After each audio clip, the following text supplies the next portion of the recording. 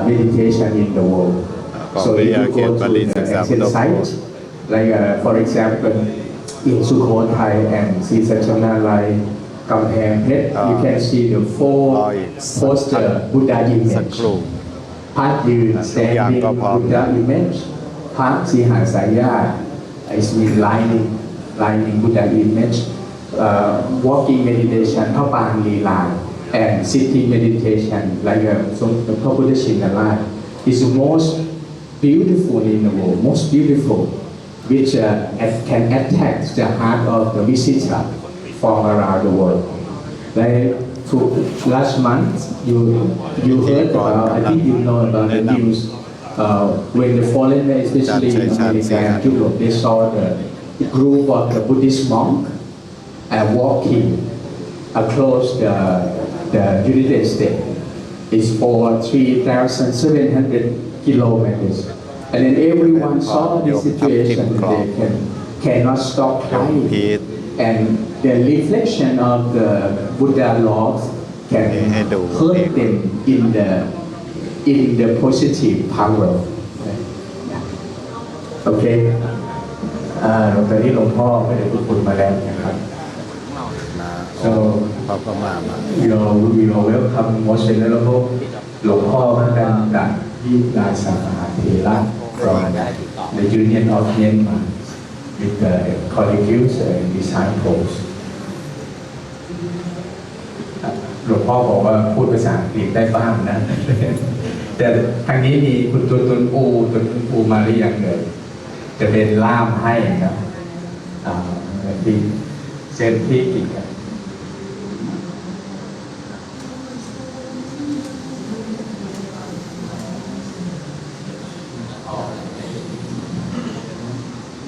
นิสิตทุกรูปนะครับจะ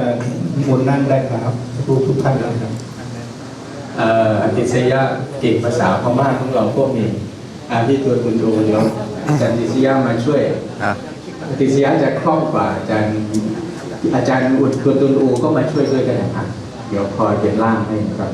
แต่ว่าหลวงพ่อพูดภาษา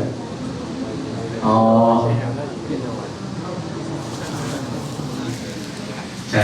งั้นก็อติสยะมาช่วยเนาะอติสยะจะอยู่พม่าอยู่6 ปี 7 ปีเกือบได้แฟนพม่าแล้วเกือบทิ้งเชื้อไว้ที่พม่าเกือบมีเชื้อสายอติสยะอยู่ที่พม่าเดี๋ยวก็อติสยะจะมาช่วยแปลครับในขณะนี้นะครับได้เวลาเป็นอุดมมงคลแล้วขอกราบรัตนาผู้ช่วยอาจารย์ดร.พระปัญญารัตนากรผู้ช่วยอาจารย์ดีฝ่ายบริหารจุดธูปบูชาพระไตรขอกราบรัตนาทุกท่านครับ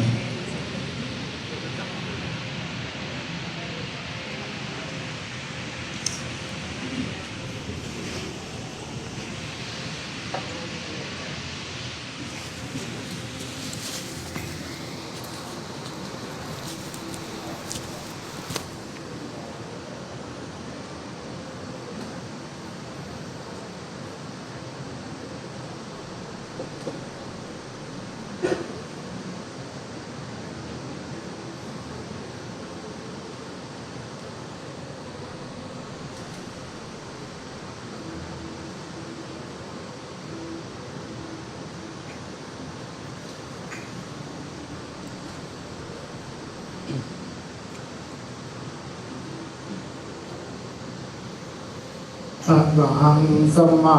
สัมพุทโธภควาอะระหังสัมมาสัมพุทโธภควาพุทธังภควันตังอภิวาเทมิพุทธังภควันตังอภิวาเทมิสวากขาโตภควตาธัมโมสวากขาโตภควตาธัมโมธัมมังนามัสสามิสุปฏิปันโนภควโตสาวกสังโฆสุปฏิปันโนภควโตสาวกสังโฆสังฆังนามามิสังฆังนามามิอันธรรมยังพุทธัสสะภควโตปุปภาคณมการังกะโรมาเส นะโมตัสสะภะคะวะโตอะระหะโตสัมมาสัมพุทธัสสะนะโมตัสสะภะคะวะโตอะระหะโตสัมมาสัมพุทธัสสะนะโมตัสสะภะคะวะโตอะระหะโตสัมมาสัมพุทธัสสะ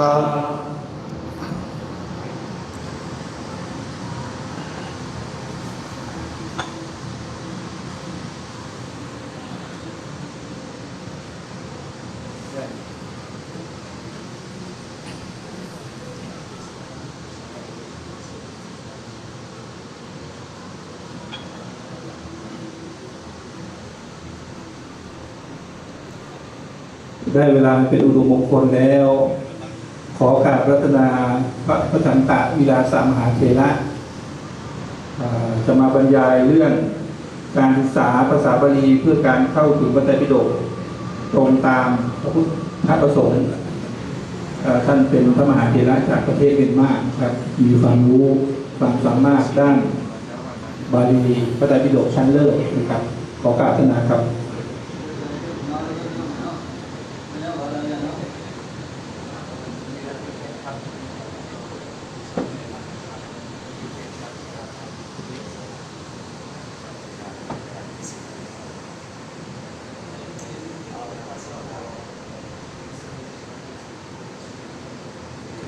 เจริญพรโยมทิติการท่านพระมหานัท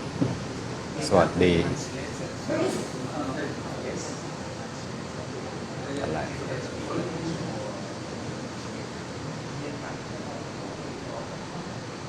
ก็จะมีวิทยากรอยู่2 ท่านนะตอนนี้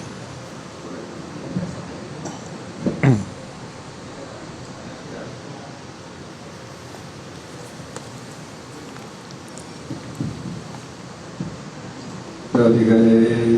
ထိုင်းနိုင်ငံမှာရှိတဲ့ပါဠိဗုဒ္ဓဘောဇတ်ကောလိပ်မှာဒီလိုစကားပြောခွင့်ရတဲ့အတွက်ဒီလိုစကားပြောခွင့်ရအောင်စီစဉ်ပေးကြတဲ့ဒီရဆရာတော်များတန်ခါတော်များအကျိုးတော်ဆောင်ပုဂ္ဂိုလ်များနဲ့သက်ဆိုင်ရာပုဂ္ဂိုလ်အားလုံးကိုဖျားပြီးတော့ရှေးဥတော်ကျေးဇူးတင်တဲ့အကြောင်းပြောပြချင်ပါတယ်ရှင်ဗျာ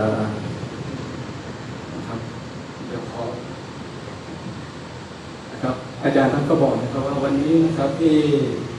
มหาวิทยาลัยมหาจุฬาลงกรณราชวิทยาลัยเรือเขตบาลีศึกษาพุทธโคตนะครับที่มีความเกี่ยวข้องทั้งหมดที่ท่านก็มีความยินดีที่มีการต้อนรับอะไรอย่างนี้เป็นต้นซึ่งท่านก็จะได้กล่าวเป็นการกล่าวแบบพูดคุยกันนะครับว่าเป็นอย่างไรတော့ထိုင်းနိုင်ငံကဒီလိုစိတ်နဲ့တော့ရင်းနှီးတာကြာပါပြီဗျာခုထိုင်းလူမျိုးဖြစ်တယ်ထိုင်းနိုင်ငံမှာလည်းသင်ရှားကြော်ကြတယ်ဆရာတော်ဥတ္တမလင်္ကာရာသာဆရာတော်ရောစင်နာပဋ္ဌာန်းစာဝါတွေတည်ယူဥပါရဗျာတွန်ခဲ့တဲ့နှစ်ပေါင်း30ကျော်လောက်ကခုထိုင်းနိုင်ငံမှာသင်ရှားနေတဲ့ကြော်ကြနေတဲ့ဆရာတော်ဥတ္တမလင်္ကာရာကဆရာတော်ရောစင်နာပဋ္ဌာန်းစာဝါများလေးလာခဲ့ဘူးသင်ယူခဲ့ဘူးပါလေရှင်ဗျာနောက်သူဥဒ္ဓမလင်္ကာရမရပူရမျိုးမဟာကနာယုံကြောင်းတဲ့ကိုရောက်လာကစားကသူကလည်းပါဠိစကားနည်းနည်းတတ်တယ်အင်္ဂလိပ်စကားနည်းနည်းတတ်တယ်ဒီလိုလည်းပွင့်နေပြောရရင်ဒီလိုလည်းပါဠိစကားနည်းနည်းတတ်ပါဗျာအင်္ဂလိပ်စကားနည်းနည်းပဲတတ်ပါဗျာมันมีกล่องหลายกล่องตัวนี้อีกตัวหนึ่งมันส้มอยู่นะပါဠိစကားပြီးတော့လည်းပတ်ပတ်တတ်တဲ့အင်္ဂလိပ်စကားနဲ့သူကတော်မှာပြောမွေ့အောင်ဆရာတို့ကအာမေစကားတွေပြောခဲ့ဥပါရဆရာครับถ่ายทอดสดพระภิกษุไทยรูปหนึ่งนะครับซึ่งก็ในประเทศไทยก็อัดสิแสตัวใหม่นะครับก็คือท่านธรรมาการหรือว่าอาจารย์เจ้าคุณประนอมของเรานะครับซึ่งเมื่อ30 กว่าปีที่แล้วท่านได้ไปศึกษาภาษาบาลีที่พม่าในการไปของอาจารย์ประนอมนะครับในการนั้นท่านก็ พูดภาษาบาลีได้บ้างพูดภาษาอังกฤษได้เล็กน้อยนะครับ แล้วก็เมื่อท่านได้ไปอยู่พม่าได้ศึกษาระดับหนึ่งท่านก็ย้ายไปที่เมืองอมราบุระแล้วก็ได้เจอกับอาจารย์ครับแล้วก็อาจารย์ก็ได้สอนซึ่งอาจารย์เองท่านก็บอกว่าท่านพูดภาษาอังกฤษได้นิดหน่อยแต่ท่านเก่งภาษาบาลีก็ได้สอนทั้งภาษาบาลีกับได้คุยกันกับอาจารย์เจ้าคุณประนอมครับด้วยภาษาบาลีบ้างภาษาอังกฤษบ้างอยู่ด้วยกันตั้งหลายปีครับ ยาริโรกาဒီထိုင်းနိုင်ငံမှာရှိတဲ့ရိတ်တာလေးတစ်ခုမှလည်းကြားရပြောကဒီထိုင်းနိုင်ငံမှာရှိတဲ့ဒီကောလိပ်ကိုလည်းဆွမ်းနာနဲ့အားပေးထောက်ပံ့နေတယ်။အန်ထောင်မှာရှိတဲ့ International Meditation Center မှာထောက်ပံ့နေတဲ့အဓိကဓမ္မကြီးဂျောကင်ကန်ရဲ့အပြင်ပြမှုနဲ့ဂျောကင်ကန်ရဲ့ပြည့်မှုနဲ့ရိတ်တာလေးတစ်ခုမှကြားရပြီးတော့တစ်ပတ်လောက်တနေ့လေးချေအင်္ဂလိပ်လိုတရားစကားတော့ပြောမှုတဲ့အတွေ့အကြုံရှိပါတယ်ဗျာ။နောက်ထိုင်းနိုင်ငံက International Meditation Center အန်ထောင်မှာရှိတဲ့ International Meditation Center အပြည်ပြည်ဆိုင်ရာဝိပဿနာရိပ်သာမှလည်းတရားစကားတော့ဒီချိန်ဖျားတပြီတော့ကပြောကြားခဲ့မှုတဲ့အတွေ့အကြုံတွေရှိပါတယ်ဗျာ။ဒါထိုင်းနဲ့ပတ်သက်တဲ့အတွေ့အကြုံတွေပါဗျာ။ นะครับซึ่งท่านก็อาจารย์ท่านก็กล่าวนะครับว่าในประเทศไทยนะครับศูนย์ปฏิบัติธรรมก็มีมากมายนะครับแต่ว่าที่ท่านเคยมาร่วมงานด้วยก็คือศูนย์ปฏิบัติธรรมนานาชาติอ่างทองนะครับซึ่งก็เคยนิมนต์พระอาจารย์มาร่วมในการแสดงธรรมซึ่งแสดงเป็นภาษาอังกฤษนะครับ1 วันเนี่ย4 เวลานะครับซึ่งท่านก็ได้ทำหน้าที่ตรงนี้มาแล้วမနေ့ကလည်းဒီလိုလိုနှခေါပထုံမှာရှိတယ်နှခေါပထုံမှာရှိတယ်မဟာဝိချေယလောင်ကွန်ကောလိပ်မှာလည်းဖျားပြီးတော့အင်္ဂလိပ်လိုတရားစကားပြောကြားခွင့်ရရှိခဲ့ပါတယ်ဖျားခုဒီမှာလည်းခုလိုတရားစကားပြောကြားခွင့်ရတဲ့အတွက်ပြောကြားခွင့်ရအောင်စီစဉ်ပေးကြတဲ့သံဃာတော်များကိုသူကျေးဇူးတင်ပါတယ်ဖျားเมื่อวานนี้นะครับพระอาจารย์ท่านก็บอกว่าได้ไปเยี่ยมพระประสงค์เจดีย์แล้วก็ได้ไปเยี่ยมมหาวชิราลงกรณ์แล้วก็ได้สนทนาเป็นภาษาอังกฤษกับสามเณรกับครูบาอาจารย์ณมหาวชิราลงกรณ์นะครับแล้ววันนี้นะครับท่านก็ได้โอกาสมาสนทนาพูดคุยที่บาลีศึกษาพุทธพจน์ของเราဒီလိုသင်္ကန်းဝိဒ္ဓကတော့9 နှစ်အရွယ်မှာတစ်ကြိမ်10 နှစ်အရွယ်မှာတစ်ကြိမ်14 နှစ်အရွယ်မှာတစ်ကြိမ်သင်္ကန်းဝိဒ္ဓပါဗျာ9 နှစ်ရွယ်မှာဝိဒ္ဓဆက်ဖြစ်ပါဗျာ10 နှစ်အရွယ်မှာဝိဒ္ဓလည်းဒီဆက်ဖြစ်ပါဗျာ14 နှစ်အရွယ်မှာဝိရာကသူ့ချိန်ထိခုအသက်83နှစ်ရှိပါဗျာ83နှစ်ရှိသည်ထိခုချိန်ထိလဲလာပါဗျာนะครับท่านจะเล่าประวัติให้ฟังนะครับว่าท่านเคยบวชนะครับตอน10 ขวบครั้งหนึ่งแล้วก็สึกออกไปบวชตอน14 ขวบ14 ปีอีกครั้งหนึ่งแล้วก็อยู่จนยาวจนถึงปัจจุบันนี้นะครับซึ่งเวลาที่ท่านบวชก็ไม่ใช่น้อยเดี๋ยวเราต้องมวยมีสกายได้มาชีเดพยาธิเราจะถือได้มาช่วยย้อนเสียเราอีกทั้งมาชีการสารีเต็มอยู่แค่ว่าพยาธิเราแต่20 နှစ်ရွယ်မှာတော့နိုင်ငံကျော်ကဘာကျော်ဖြစ်တယ်ကြာမြင့်ကကျော်မာကနောင်ဆရာတော်ရှင်သနဂါဘိဝန္တရဲ့မရမူရကနောင်ကျောင်းထဲမှာစတင်ပြီးတော့ပညာသင်ယူခွင့်ရရှိခဲ့ပါတယ်ဗျာนะครับท่านก็บอกว่าตอนที่ท่านบวชมานะครับท่านก็อยู่ที่เมืองสกายตั้งแต่เกิดนะครับจนบวชพออายุ21 ปีนะครับก็คืออายุ21เนี่ยก็ได้ย้ายมาเรียนกับครูบาอาจารย์ที่มีชื่อเสียงในคณะนั้นนะครับก็คืออาจารย์ชนกาภิวังสะซึ่งเป็นอดีตเจ้าอาวาสของวัดมหาคารายมนะครับรูปนี้มีชื่อเสียงมากพระชนกาภิวังสะทุกคนเองก็เคยแปลหนังสือที่ท่านแต่งหนังสือเรียนบาลีกัจจยนะเป็นภาษาไทยตัดเขียนหนังสือเล่มนี้ဖျားပြီးတော့ယဟန်ဖြစ်စာချိန်မှာကိုယ်ရင်လေးတစ်ပါးနဲ့တပြီးတော့စာစကားပြေစကားပြောပါလို့ဗျာအဲ့ဒီကိုယ်ရင်လေးကတပြီးတော့တော့မကြိုးစားပါဘူးဗျာတပြီးတော့ကအဲ့ဒီကိုယ်ရင်လေးချက်ကိုကြိုးစားပါလို့ဗျာ ဒါပေမဲ့လို့စာစကားပြည်စကားပြောတဲ့အခါကျတော့ကိုရင်လေးကတပည့်တော်တဲ့စာစကားပြည်စကားပို့ပြီးပြောတတ်နေပါလို့ဗျာ นะครับซึ่งตอนที่ท่านศึกษาอยู่ที่วัดอมรปุระนั้นนะครับท่านก็ศึกษาตามความสามารถตามสติปัญญาของท่านนะครับซึ่งก็ไม่ได้ดีไม่ได้เด่นอะไร เมื่อเทียบกับสามเณรแล้วสามเณรสามารถที่จะร่ำเรียนศึกษาพูดคุยอะไรได้เยอะหรือว่าได้ละเอียดกว่าท่านด้วยซ้ำไปนะครับ ကိုရင်လေးကစာစကားပြည်စကားပြောတတ်တော့တပည့်တော်ကိုရင်လေးမေးပါလို့ဗျာကိုရင်ဘယ်စာအုပ်တွေနဲ့စာသင်တော့ကိုရင်တင်တဲ့စာအုပ်ကလေးတွေတပည့်တော်ခဏလောက်ပြစမ်းပါလို့တပည့်တော်ကကိုရင်ကိုပြောပါလို့ဗျာကိုရင်တင်တဲ့စာအုပ်ကလေးတွေတပည့်တော်ခဏလောက်ပြစမ်းပါလို့ပြောတော့ကိုရင်လေးကအမရမူရခန္ဓာယုံဆရာတော်အကျမ်းပြုကျော်မဟာကဏ္ဍဆရာတော်အရှင်စနဂါပြုံးသာရေးတယ်ပါဠိတိုက်ခါနဲ့နံကိုင်းအချကိုင်းဆောင်လေးတပည့်တော်ပြပါလို့ဗျာတပည့်တော်ကဒီပါဠိတိုက်ခါနဲ့နံကိုင်းအချကိုင်းလို့တပည့်တော်ရှောက်ဖတ်ပါလို့ဗျာပါဠိတိုက်ခါဖတ်တော့ဘာတွေ့ရတော့ဆိုပုရိသောမေကံဝိသတိပုရိသောမေကံဂါချတိကြောက်ကြသည့်နံကိုသွား၏ခန္ဓာဗဒံပจจတိသရောသမိတိသမင်းကိုမျိုးသမီးတိသမင်းကိုချက်၏ဘုဒ္ဓဓမ္မဒေတေတိဖျားနေတရားကိုဟော၏ဟံဝါယုယာနေနမန္တလေးနဂရကိစ္စမိငါမန္တလေးမြို့သို့လေရင်ပြန်ဖြင့်သွား၏ဟံအဂိရထေနရန်ကုန်နဂရကိစ္စမိငါသည်မြေထားဖြင့်ရန်ကုန်မြို့သို့သွား၏စတဲ့စာလေးတွေဖတ်ရတော့ဖျားလေးတော်ကတအားစက်ဝင်စားတော်ပါလို့ဗျာဒီစာအောင်လည်းငါစာသင်ရရင်တော့ငါလည်းတနေ့တော့စာတက်လာမယ်လို့တွေးမိပါလို့ဗျာအဲ့လိုတွေးမိပြီးတော့အမရဘုရားကံတော်ကြောင်းတဲ့ကိုဖျားပြီးတော့ရောက်တော့ပါလို့ဗျာ นะครับซึ่งก่อนที่ท่านจะมานะครับเมื่อกี้พูดข้ามไปนะครับท่านบอกว่าท่านก็เจอสามเณรรูปหนึ่งที่มีความเฉลียวฉลาดในการพูดคุยในการศึกษาธรรมนะครับท่านเห็นสามเณรรูปนี้มีความเก่งนะครับตอนที่ท่านยังไม่ได้มาที่เมืองอมรปุระนะครับท่านก็ถามสามเณรว่าสามเณรทำไมรู้เรื่องแบบนี้ หรือว่ารู้ภาษาแบบนี้ได้ดีจังมีหนังสือเล่มไหนพอจะแสดงได้ไหมพอจะเอามาให้ท่านดูได้ไหมนะครับสามเณรก็เลยเอาหนังสือเกี่ยวกับของวัดมหาคันธยงนะครับชื่อว่า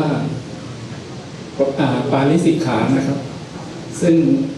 เขียนเป็นภาษาบาลีแล้วก็แปลเป็นภาษาพม่าซึ่งอ่านแล้วเนี่ยมีความเข้าใจได้แบบง่ายนะครับซึ่งในขณะนั้นนะครับก็มีบทว่า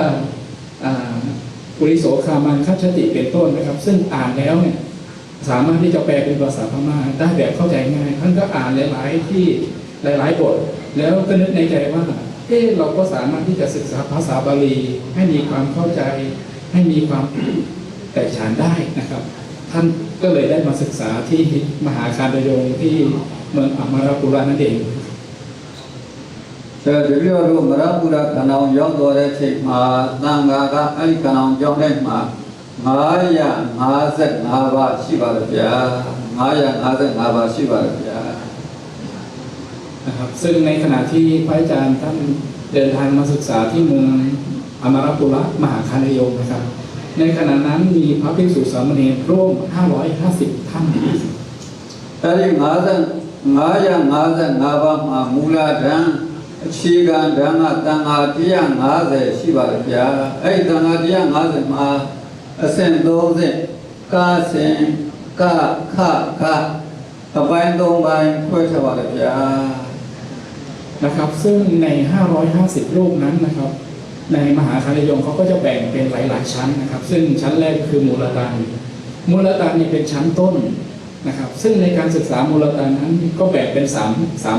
ชั้นด้วยกันก็คือมูลตานชั้นกมูลตานชั้นขอแล้วก็มูลตานชั้นคอအဲဒီမူလဓမ္မယရဏဂုံကြီးဆိုတာဖျားကြောင်တရားကြောင်သံဃာကြောင်နဲ့ကံကံရဲ့အကျိုးဒုစရိုက်တွေစုစရိုက်တွေနားလည်အောင်ယရဏဂုံကြီးကသင်ပြပေးပါလေဗျာယရဏဂုံကြီးကိုလေ့လာရတဲ့တွေ့ဖျားဝကြီးညိုစိတ်တရားဝကြီးညိုစိတ်သံဃာဝကြီးညိုစိတ်နဲ့ကံနဲ့ကံရဲ့အကျိုးကိုနားလည်တွင်ရရှိခဲ့ပါလေဗျานะครับซึ่งในชั้นมูลตานนั้นนะครับมีพระภิกษุเรียนประมาณ150รูปนะครับซึ่งมูลตานกอนั้นจะได้ศึกษาเรื่อง รัตนคุณนะครับ ชั้น ซึ่ง ต้น คือการศึกษาเกี่ยวกับคุณของพระพุทธ ที่ คุณของพระธรรม วัดมหา คุณของพระสงฆ์ศึกษาเรื่องกรรมเรื่องกรรมการกระ ศึก ทำ ษา นะครับเมื่อบุคคลได้ศึกษาเรื่องคุณของพระพุทธพระธรรมพระสงฆ์ศึกษาเรื่องกรรมแล้วเนี่ยจะมีความเชื่อมีศรัทธาต่อพุทธ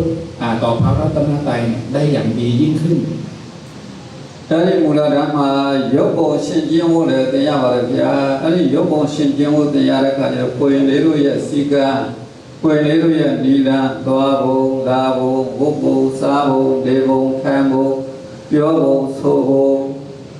တပါးနဲ့တပါးဆရာနဲ့တပည့်နဲ့ဆရာဆက်ဆံဖို့လေးလေးစားစားဆက်ဆံရဖို့မှာစပြီးတော့နားလည်ခွင့်ရရှိခဲ့ပါတယ်ဗျာ นะครับซึ่งในการเรียนชั้นมูลตันชั้นกเนี่ยไม่เพียงแต่เรียนรัตนะคุณของพระรัตนะเท่านั้นนะครับยังต้องศึกษาเกี่ยวกับเขาเรียกว่าบ้านเราก็คือเสขียวัตรนะครับซึ่งเกี่ยวกับการสำรวมเกี่ยวกับบุคคลเกี่ยวกับการประพฤติปฏิบัติต่อครูบาอาจารย์หรือว่าการประพฤติปฏิบัติต่อสหธรรมิกอย่างนี้เป็นต้นซึ่งท่านก็ได้ศึกษาแล้วก็มีความเข้าใจในเกี่ยวกับการปฏิบัติอย่างนี้แต่เป็นอย่างดีนะครับ နောက်ဝိယုစင်ဆိုတာလည်းသင်ရပါတယ်ဗျာဘုရားပြောလို့မရဘူးရခန္ဓာကြောင်းတဲ့ရဲ့ညမှာရွေးရတဲ့ဝိယုစင်မနေ့ပိုင်းဩဝါဒခမ်းမှာရွေးရတဲ့ဝိယုစင်အဲဒီဝိယုစင်ကိုသင်ရတဲ့အတွက်ဘုရားရှင်ရဲ့ဆုံးမကိုလည်းသိကြဖို့ရခဲ့ပါတယ်ဗျာဘုရားရှင်ရဲ့ဆုံးမကလည်းအရှင်ဘုရားတို့အားလုံးသိတဲ့အတိုင်းတဗ္ဗဗပန္တတဗ္ဗဗမ္မသအကရဏံကုဏသုဘသံဗဒာစာကြိတံပရိယောတပနံဧတံဗုဒ္ဓနာသာသနံအကုသိုလ်ပဲကုသိုလ်ကျွယ်စင်ကြယ်စိတ်ထားပါသုဗုဒ္ဓဟောပေါ်ပြဆုံးမသာသနာမကောင်းမှုရှောင်ကောင်းမှုဆောင်ဖြူအောင်စိတ်ကိုထားသူလည်းချမ်းသာနောင်ချမ်းသာမြတ်စွာဘုရားကြားမကောင်းမှုရှောင်ကောင်းမှုဆောင်ဖြူအောင်စိတ်ကိုထားသူလည်းချမ်းသာနောင်ချမ်းသာမြတ်စွာဘုရားကြားဆိုတဲ့ဘုရားရှိရဲ့ဆုံးမဒီဘဝချမ်းသာရေးတန်ခါချမ်းသာရေးစိတ်ဓာတ်ဖြူစင်တန်ရှိတွေဘုရားရှိရဲ့ကောင်းမွန်တဲ့ဆုံးမတွေမူလဓမ္မရရှိခဲ့ပါရဲ့ရှင်ဗျာ นะครับซึ่งไม่เพียงแต่ศึกษา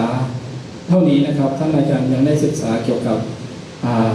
ความสำคัญของพุทธศาสนานะครับก็คือการแสดงเป็นปัจฉิมโอวาทของพระพุทธเจ้านะครับก็คือสัพพะภาษาอาการนังเป็นต้นนะครับซึ่ง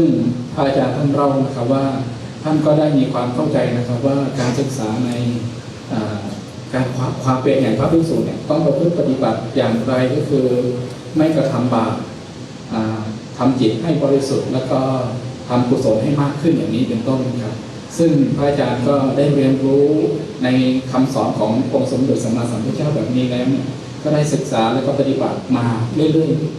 ๆ မာဂနောဆရာတော်ရှင်သကပြုတာကြည်တဲ့ပါဠိတိတ်ခါကိုသင်ယူခွင့်ရတဲ့အတွက်ဘုရားရှင်တို့ပါဠိဂရမာရဲ့ခြေခံဖြစ်တဲ့ကတ္တကံကရိယာဒီသဘောတရားတွေနားလည်ပါလို့ဗျာနောက်လက္ခဏာလက်ချနာရရနာရိယစတဲ့သဘောတရားတွေလည်းနားလည်ခွင့်ရပါလို့ဗျာပါဠိအခြေခံကောင်းကောင်းရရှိသွားပါလို့ရှင်ဗျာ นะครับซึ่งไม่เพียงแต่เท่านั้นนะครับพระอาจารย์ยังได้ศึกษานะครับเกี่ยวกับคัมภีร์ปาริสิกขานะครับซึ่งท่านบอกว่าเป็น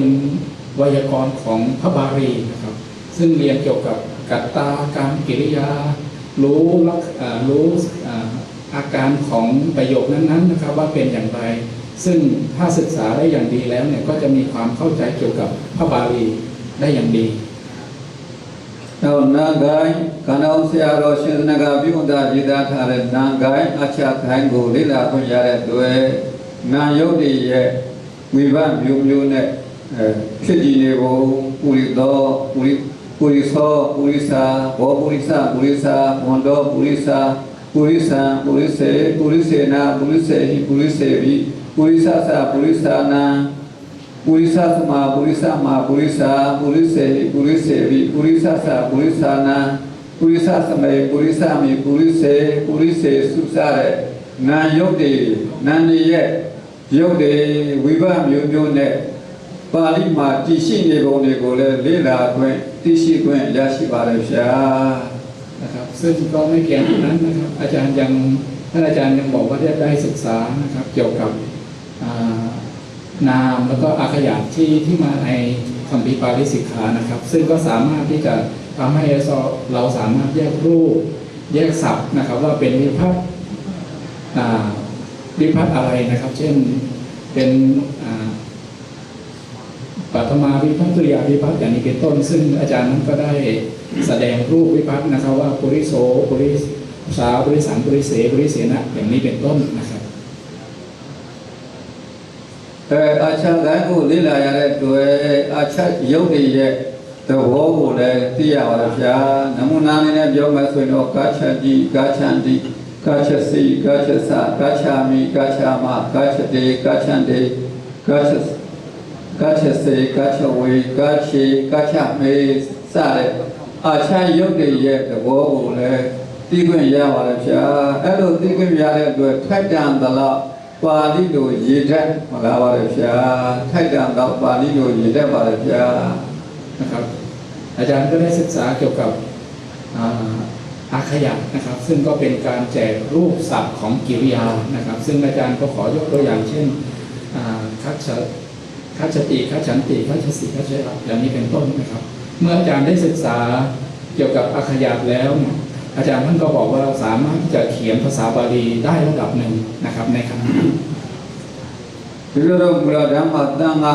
150ရှိပါတယ်ဗျာဒီလိုကနောင်ရောက်စားကစိတ်တဲ့မမြင့်ပါဘူးဗျာဘုရားလေးကိုစိတ်တဲ့မရဘူးလားကနောင်ရောက်စားကစိတ်တဲ့နှိမ့်ပါလို့ဗျာအဲ့တော့တန်ခါ150စာဖြည့်တဲ့အခါငါခလျာရရင်ကျင့်တတ်ပြီလို့အဲ့ဒီလိုပဲတွေးခဲ့ပါတယ်ဗျာတန်ခါ150ဒီလိုစာဖြည့်တဲ့အခါခလျာရရင်ကျင့်တတ်ပြီလို့ဒီလိုအဲ့လိုပဲတွေးခဲ့ပါတယ်ဗျา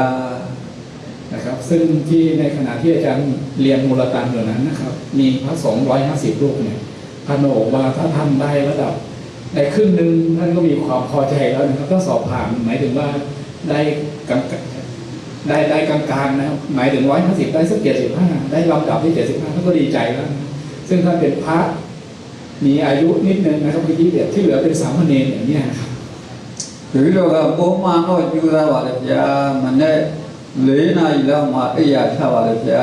ညမှာတော့10နာရီလောက်မှအိယာဝင်ပါတယ်ဗျာနေပိုင်းမှာတော့အချိန်ကိုတန်ဖိုးရှိအသုံးချပါတယ်ဗျာဖျားတော်ရဲ့လေးထကဆရာစီမတက်ခင်ကျက်တဲ့စာတွေကိုကြိုတင်ကျက်တဲ့အလေးထတွေရှိပါတယ်ဗျာအဲ့ဒီလိုလေးထတွေရှိတဲ့အတွက်စာကြည့်တဲ့အခါဖျားတော်ကနံပါတ်1ဝင်ပြီးတော့ရသွားပါတယ်ဗျာ นะครับ เมื่อท่านตั้งความปรารถนาว่าจะขอให้สอบได้ประมาณครึ่งหนึ่งนะครับของ150เนี่ยท่านบอกว่าท่านก็มีความขยันตื่นตั้งแต่ตี 4ศึกษา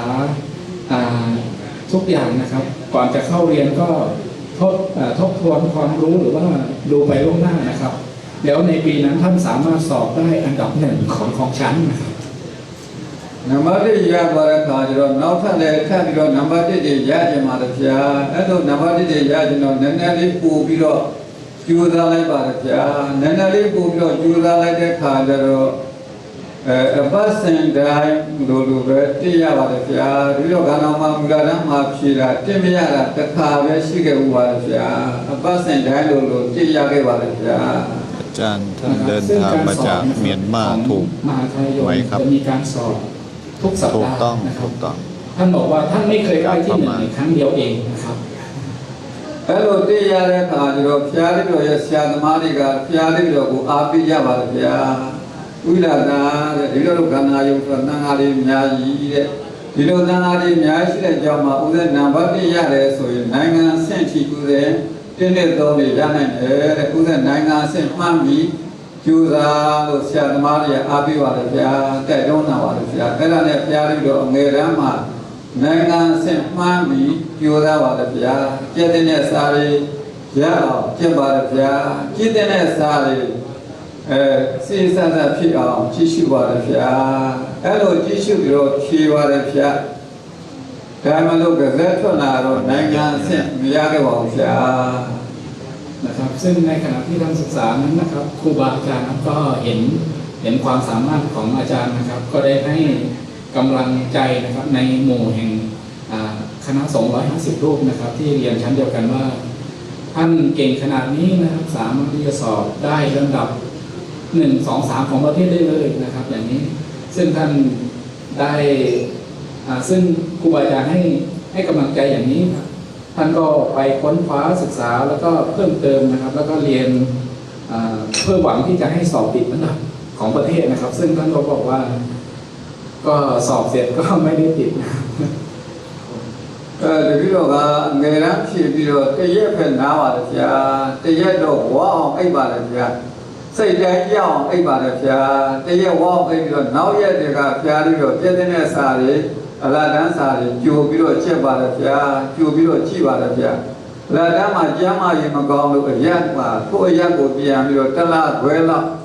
စေကုသရပါတယ်ဗျာအဲ့လိုကျမ်းမာရင်မကောင်းတဲ့ຢာကအလာတန်းမှာတော့နိုင်ငံအဆင့်တတိယရရှိခဲ့ပါတယ်ဗျာนะครับซึ่งตอนที่ท่านศึกษาอันเหตุการณ์นะครับที่สอบแล้วก็ไม่ได้ติดหนึ่งในระดับของประเทศนะท่านก็ศึกษาชั้นลำดับต่อไปคือชั้นอรตันนะครับซึ่งก็ค้นคว้าศึกษาอย่างเต็มที่ก็มีช่วงหนึ่งที่ท่านไม่สบายท่านได้ไปรักษาตัว1 เดือนแล้วก็กลับมาสอบปฐมรัตตันท่านติดอันดับ3ของประเทศนะครับในปีนั้นဒီရမှာလည်းဖျားပြီးတော့နိုင်ငံအဆင့်ဒုတိယရခဲ့ပါတယ်ဗျာပထမကျော်ရတဲ့သူကဖျားပြီးတော့ထက်တမှတ်ပြန်များပါတယ်ဗျานะครับแล้วก็ชั้นปฐมจีตังนะครับถือว่าเป็นชั้นระดับหัวกะทิของพม่านะครับซึ่งอาจารย์เซียรอท่านสามารถสอบได้อันดับที่2ของประเทศซึ่งอันดับที่1เนี่ยที่ได้เป็นบุคคลผู้เก่งที่สุดนะครับในปีนั้นมีคะแนนห่างท่านแค่คะแนนเดียวဖျားပြီးတော့ဓမ္မစရကံရှိတော့လေနှစ်နဲ့ပါရာဇိကံတိလက္ခဏထတာလေး3ကြံလုံးနှစ်ဖြစ်တာနဲ့အလုံးမြင့်ဆုံးတော့ပါဗျာส่วนธรรมาจริยะนะครับเป็นชั้นที่ยากที่สุดของพม่านะครับท่านอาจารย์ท่านบอกว่าท่านก็สามารถสอบผ่านภายใน2 ปีเท่านั้นเองဖျားပြီးတော့အသက်29နှစ်အရွယ်လောက်ကစားပြီးတော့ဗရပူရခဏောင်းကျောင်းတဲ့ကြီးမှာစာဝါမျိုးစုံပို့ချခဲ့ပါတယ်ဗျာပထမဆုံးပို့ချခဲ့တာကတော့ဖျားပြီးတော့အရန်ပြတ်ခဲ့တဲ့ပါဠိတိတ်ခါကိုပထမဆုံးစတင်ပြီးတော့ပို့ချပေးခဲ့ပါတယ်ဗျာနောက်တော့ဖျားပြီးတော့ငယ်ရန်လန်တန်အကြီးတန်းဓမ္မစရအခြေခံတန်းတွေထိဖျားပြီးတော့သင်ပြပေးခဲ့ပါတယ်ဗျာนะครับเมื่อท่านสอบเสร็จแล้วนะครับจนถึงอายุ27 ปีท่านอาจารย์ก็ได้เป็นอาจารย์สอนที่มหาคณายงก็คือเมืองอมราปุระนะครับซึ่งก็ได้สอนเกี่ยวกับคัมภีร์แรกที่ท่านอาจารย์สอนท่านบอกว่าท่านสอนเกี่ยวกับสิ่งที่ท่านเรียนมาคือคัมภีร์ปาริสิกขานะครับแล้วก็สอนเกี่ยวกับชั้นปฐมเงตันปฐมรัตน์หรือปฐมจีซึ่งเป็นชั้นที่ใช้ในการสอบของพม่าทั้งหมดဖျားပြီးတော့ဗရပူရကံတော်မှာစံပေပို့ချခဲ့တယ်လို့စကိုင်းကခုမြန်မာနိုင်ငံမှာသာသနာ့လောကမှာထင်ရှားဆုံးကြော်ကြားဆုံးဖြစ်တဲ့စကိုင်းများဆက်ပြဆရာတော်ကိုလည်းပဋ္ဌာန်းကိုဆရာပြည့်တင်တန်းပို့ချပေးခဲ့ပါတယ်ဗျာ။မြတ်စွာဘုရားဆရာတော်ရှင်ဣဒကာလင်္ကာရာဘိဝန္တကိုသူတက်ကြသည်ဟာဓမ္မစရဓမ္မနံပါတ်1ရပြီးတဲ့အချိန်မှာပဋ္ဌာန်းကိုဆရာပြည့်တင်တန်းသဘောမျိုးပို့ချပေးခဲ့ပါတယ်ဗျာ။သူစကိုင်းများဆက်ပြကဗမာနိုင်ငံမှာပထမကျော်အများဆုံးကျောင်းနဲ့ဖြစ်ပါတယ်ဗျာ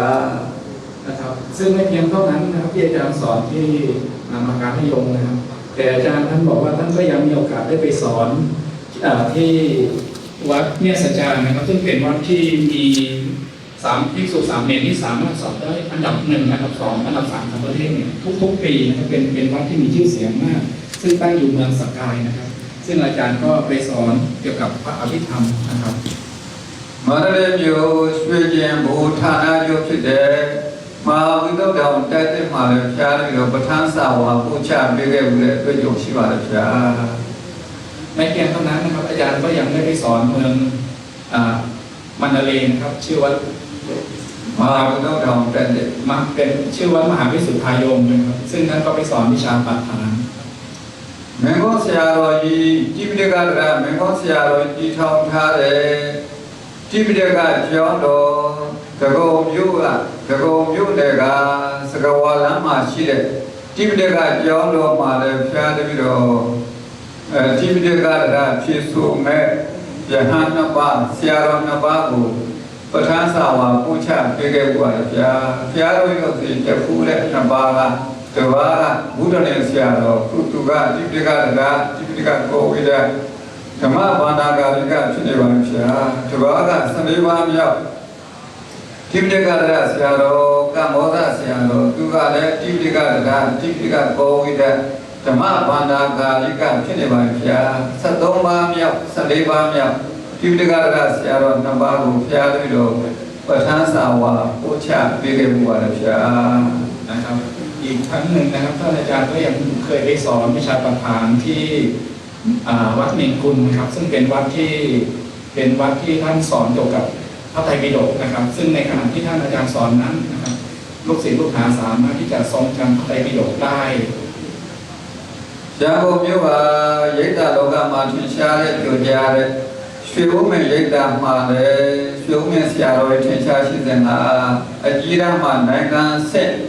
နံပါတ်1မှန်တဲ့ဆရာလေးကိုပထမကျော်မှန်တဲ့ဆရာလေးကို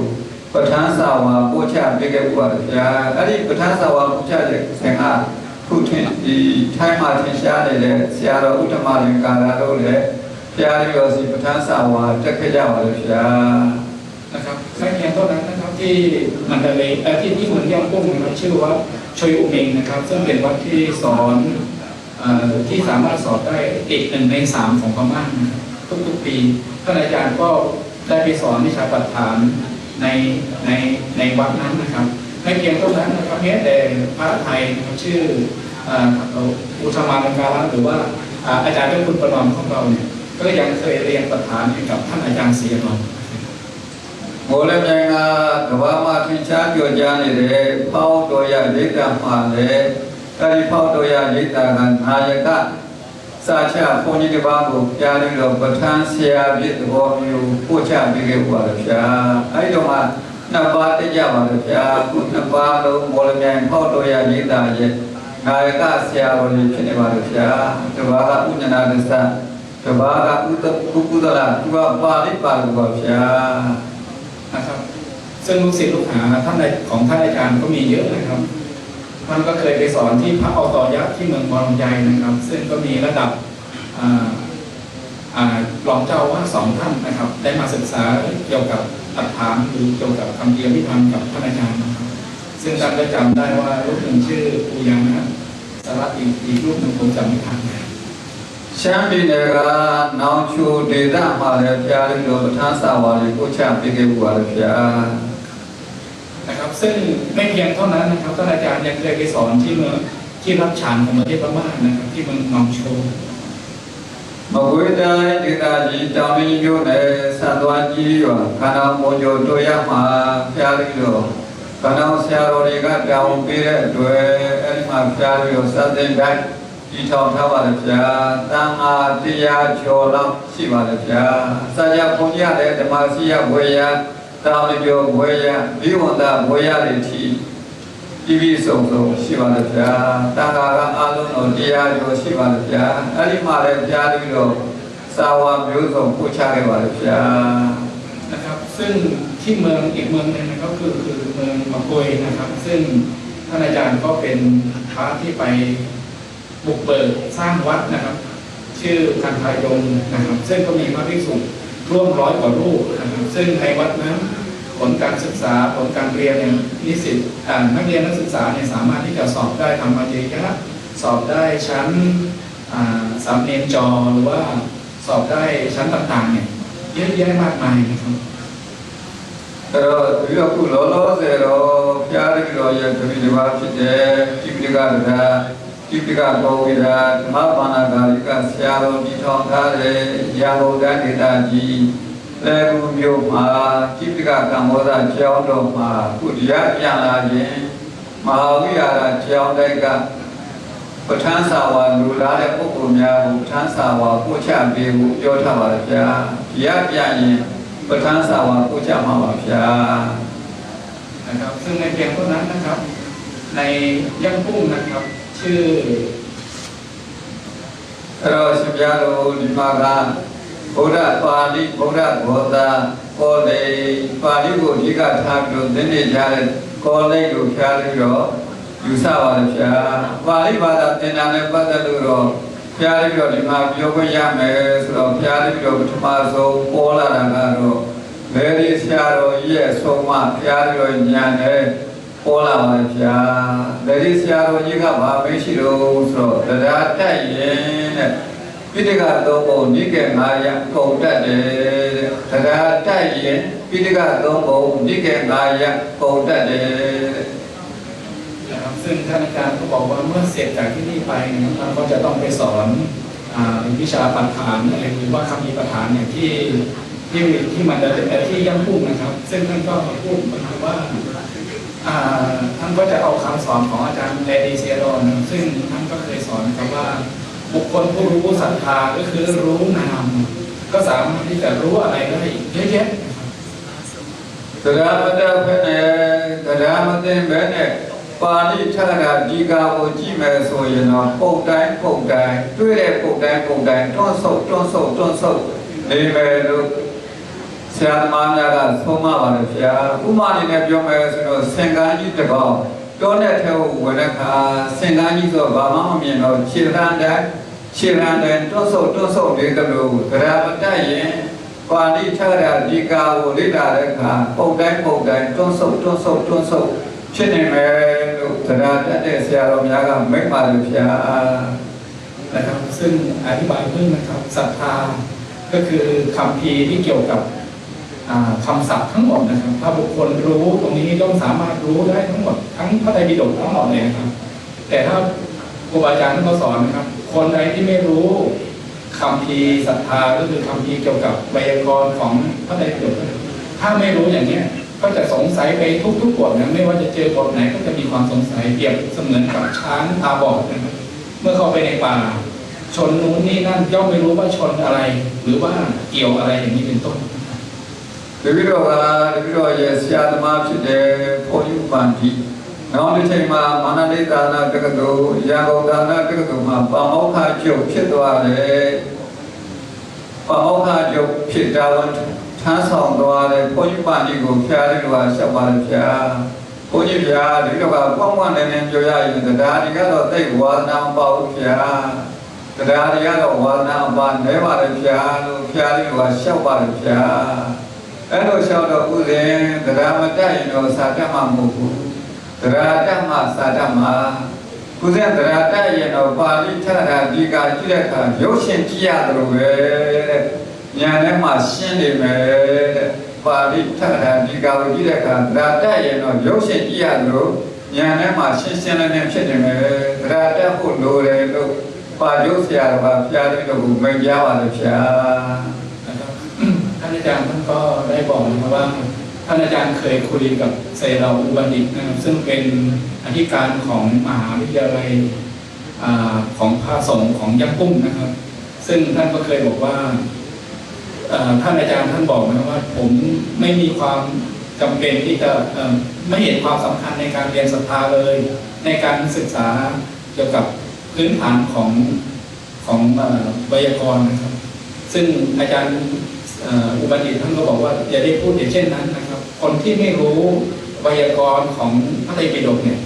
ย่อมไม่สามารถที่จะรู้อะไรที่ลึกซึ้งแม้แต่อัตถกถาฎีกาหรือว่าพระไตรปิฎกได้อย่างชัดเลยนะครับดังนั้นต้องศึกษา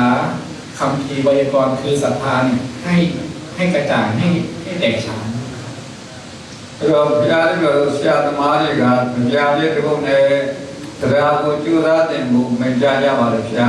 တတ္တကိုလက်ကင်ပြီးခတ်နိုင်မှုစာမှာဘက်ပြတ်ပြုလာပါနှင့်ရာရာခေါင်ဆုံးသာသင်္သာဆွေမဟာရဲ့တရားနာကျင့်အောင်ရာဂရတမဆုံးတဲ့ဖြင့်တတလုံးသုံးရန်တတ္တကိုလက်ကင်ပြီးခတ်နိုင်မှုစာမှာဘက်ပြတ်ပြုလာပါနှင့်ရာရာခေါင်ဆုံး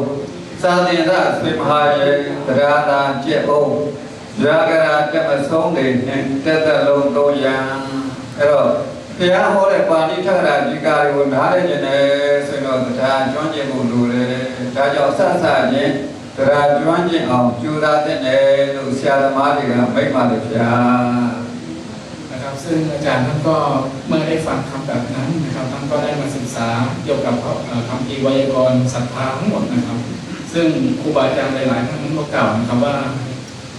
โอเคก็မြန်မာနိုင်ငံမှာသာမကကမ္ဘာမှာသာကမ္ဘာမှာပါထင်ရှားခဲ့တဲ့ဗေဒီဆရာတော်ကြီးဆိုရင်ရူပသတ္တိကျမ်းကိုကြိုးစားပြီးပို့ချပါရဗျာအဲ့ဒီရူပသတ္တိကျမ်းကိုနေရောညရောဆိုရပါရဗျာအဲ့ဒီရူပသတ္တိကိုနားလည်သွားပြီဆိုမှဓမ္မပဒတို့ဇာတကတို့အင်္ဂုတ္တတို့အဲ့ဒါကိုဆက်ပြီးတော့ဖတ်စာနေနဲ့ဖတ်ခိုင်းပါရဗျာအဲ့ဒီခေတ်ကတော့လေဒီကပထမကျော်ဒီအများဆုံးထွက်လာပါလို့ဗျာ โอเคนะครับซึ่งท่านอาจารย์นะครับท่านก็ได้กล่าวนะครับว่าบุคคลผู้รู้คัมภีร์ไวยากรณ์นะครับก็คือคัมภีร์กัจจายนะเป็นต้นนะครับเมื่อรู้คัมภีร์กัจจายนะหรือคัมภีร์ไวยากรณ์เป็นต้นแล้วเนี่ยย่อมที่จะสามารถเข้าใจในคำในบทในสิ่งที่มาในพระไตรปิฎกอัตถกถาอีกายต่างๆได้ชัดเจนนะครับซึ่งท่านก็มีพระภิกษุรูปหนึ่งนะครับที่ท่านสอนคัมภีร์กัจเจนะหรือคัมภีร์สัพพานครับคืออาจารย์เนติเสดองนะครับท่านก็ได้สอนเกี่ยวกับคัมภีร์ครูประสิทธิที่ประเทศพม่าในขณะนั้นนะครับแล้วก็หลังจากที่ท่านสอนไปก็มีพระภิกษุสามเณรเป็นจำนวนมากนะครับที่สามารถสอบได้ระดับอันดับต้นๆของประเทศในขณะนั้น ဆရာကြီးတို့မရပရကနောဆရာတော်နိုင်ငံကျော်ကဘာယိုဖြစ်တဲ့ခန္ဓာဆရာတော်ရှင်နဂမိဝန္တာကတော့ကြောင်းရောက်လာတဲ့သူများကိုပါဠိတိတ်ခာ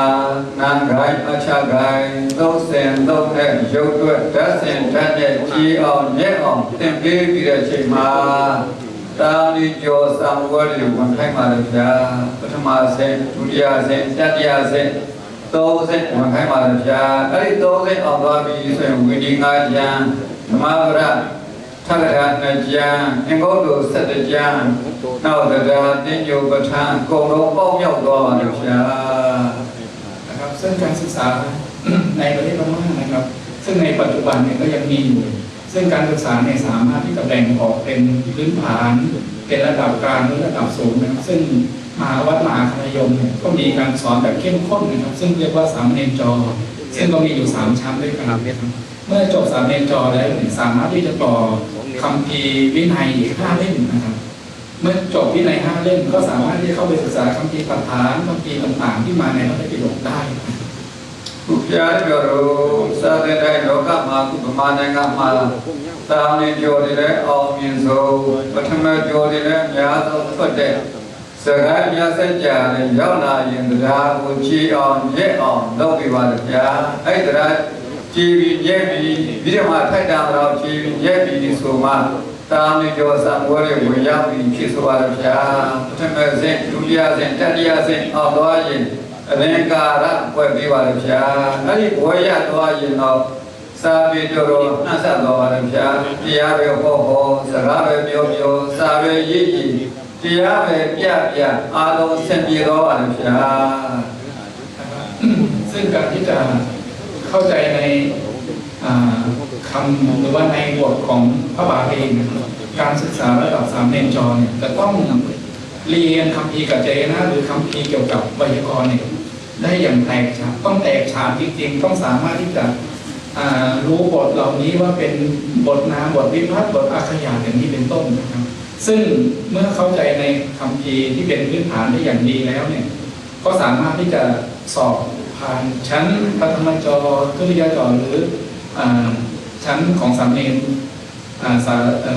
ของชั้นสามเณริกาละเนี่ยได้อย่างดีเมื่อสอบผ่านได้อย่างดีแล้วเนี่ยผลประโยชน์ที่จะได้คือสามารถที่จะนำไปขยายความนำไปแสดงธรรมหรือนำไปเขียนคัมภีร์เนี่ยก็จะได้ก็จะเขียนหรือว่าแสดงธรรมได้อย่างถูกต้องแล้วก็ได้ตรงที่สุด ဆရာကြီးကတော့ဒီဌာနနိုင်ငံမှာလည်းတာမန်ကျော်စံဝဲတွေကျင်းပနေတာတွေ့ရပါတယ်ဗျာဆရာတော်တန်ခါတော်များအနေနဲ့တာမန်ကျော်စံဝဲတွေကိုအားပေးမယ်ဆိုတော့ဌာနနိုင်ငံပညာရေးပါဠိဘာသာပညာရေးပို့ပြီးတော့တိုးတက်လာမယ်လို့ဆရာကြီးတော့ထင်မြင်ပြီးပါတယ်ဗျာ ท่านอาจารย์ก็อยากเห็นนะครับที่ประเทศไทยก็อยากให้มีการศึกษาเกี่ยวกับ3 เณรจอหรือว่า อลิการะนะครับซึ่งก็อยากจะให้มีการเรียนการสอนเกิดขึ้นในประเทศไทยซึ่งท่านก็อยากจะสนับสนุนอยากจะให้ความอยากจะให้คำแนะนำนะครับเพื่อที่ให้สิ่งเหล่านี้เกิดขึ้น ก็พระโรดิบุตรปาลิบุตรโบสาก็เลยเนี่ยหลายองค์โยเยปาลิกรามาบุริลาตันยูเยปาลิบานาบุจญ์เจนเจงาเลต้องมาพระปาลิบานาบุจญ์เจนเจงาเลเยจิปิตกะโลโมวิเนยเทสุเรนตอดันดาเมตตาวิรมาเนชาวินิตอดันวิรมาปิตกะโลโมอโกงโล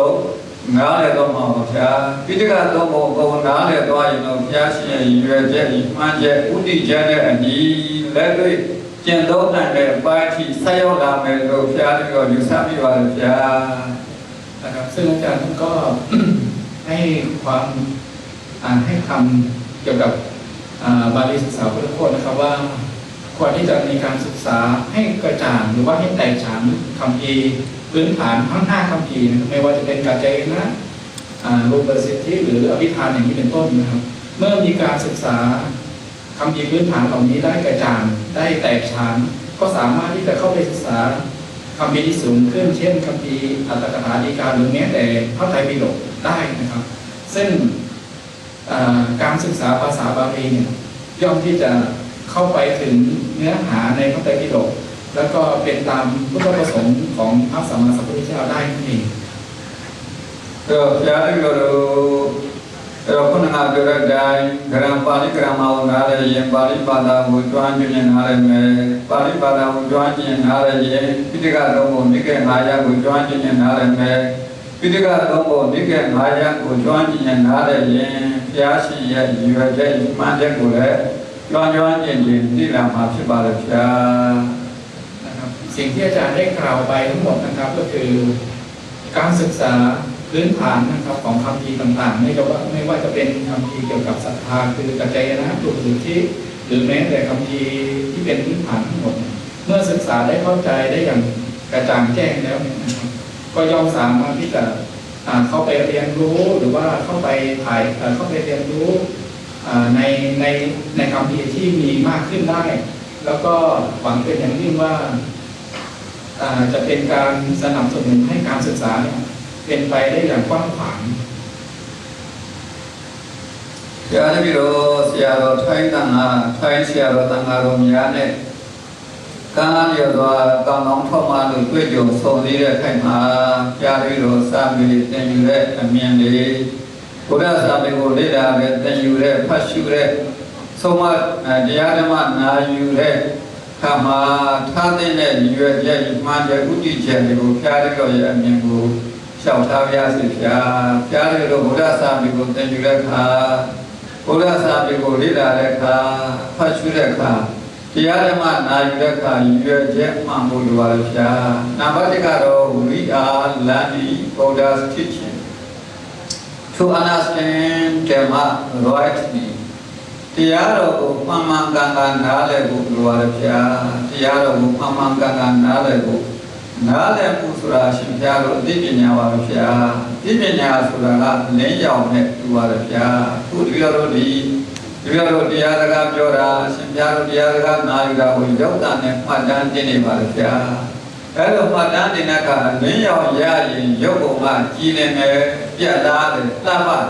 လင်းရောင်ရရင်တော့ရှင်ပြတို့ထိုင်းတန်အားတွေဘလောက်ပဲချောဘလောက်ပဲလှလာပုံကိုကြီးဖြစ်ပြီးတော့ကြည့်လို့ရှုလို့အစင်မပြေတော့ပါဘူးဗျာလင်းရောင်ရရင်ဓာတ်ပုံတွေမှတ်တမ်းတင်တဲ့နေရာမှာလင်းရောင်ပြည့်ဝရရင်ရုပ်ပုံကကြည်လင်မယ်ပြတ်သားမယ်လှပမယ်အဲ့ဒါမဲ့ဒီလိုတရားတော်ကိုနားလည်တဲ့အသိဉာဏ်ရသွားရင်ဖျားပြီးတော့ရဲ့ဘဝကပူပြီးတော့ကြည်လင်ပြတ်သားလှပလာမှာဖြစ်ပါလို့ဖျားဒါကြောင့်စာပဲဖတ်ပါစာပဲသင်တရားပဲနာမှန်မှန်ကန်ကန်နားလည်မှုရှိဖို့ပထမဆုံးရွယ်ချက်မှန်ချက်ထားတဲ့လို့ယူဆမိပါလို့ဖျားนะครับซึ่งแม้แต่อาจารย์ท่านก็ได้บอกนะครับว่าการที่เราได้มาเจอกันหรือว่าการที่ท่านได้มาเจอกับพระภิกษุสามเณรที่เป็นคนไทยหรือชาวไทยก็เป็นผลเป็นกรรมเป็นอะไรที่เคยสร้างร่วมกันมานะครับฉ แต่สิ่งเหล่านั้นนะครับทั้งหมดเลยก็คือสามารถที่จะ